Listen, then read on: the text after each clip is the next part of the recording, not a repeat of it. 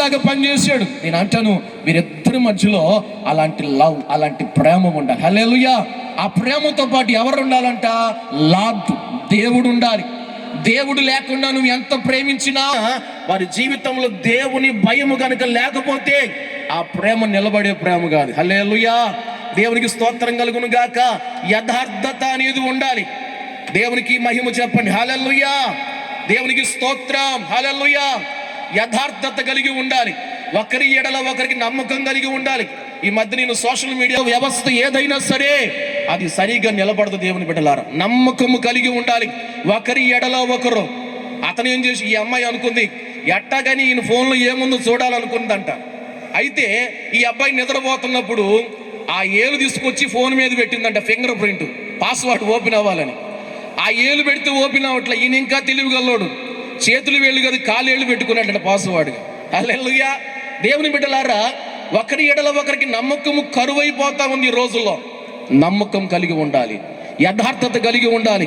దేవుని వాక్యం చెప్తున్నట్టుగా దేవుని బిడ్డలారా, వీరి జీవితంలో 128వ కీర్తన 128వ కీర్తన 1-2 వచనాల్లో దేవుడు ఏం చెప్తా ఉన్నాడంటే, 128వ కీర్తన, దేవుడు నడుచు వారందరూ ధన్యులు, నిశ్చయముగా నీవు నీ చేతుల కష్టార్జితాన్ని అనుభవిస్తావు.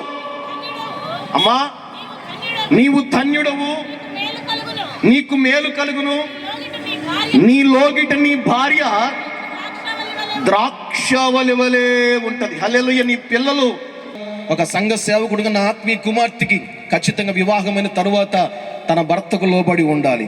భర్తకు మాత్రమే కాదు, తన అత్తకి, తన మామకి, ఆ పెళ్లి కుమారుడి యొక్క, తన భర్త యొక్క బంధువులందరికీ కూడా ప్రేమ కలిగి ఉండాలి. హల్లెలూయా. ఎలాగుండాలంటే ఈమె ఆ కుటుంబానికి కిరీటం లాగా నిలబడాలి. హల్లెలూయా. పలానా ప్రాంతం నుంచి పలానా అన్నవాళ్ళ అమ్మాయి మా ఇంటికి వచ్చిందంటే ఎలాగుండాలి తెలుసా? వైకుంఠపురం నుంచి ఇప్పటికే తెనాలి అంటే భయపడుతున్నారు పెళ్ళిళ్ళు చేసుకోవాలంటే. అలాగుండకూడదు.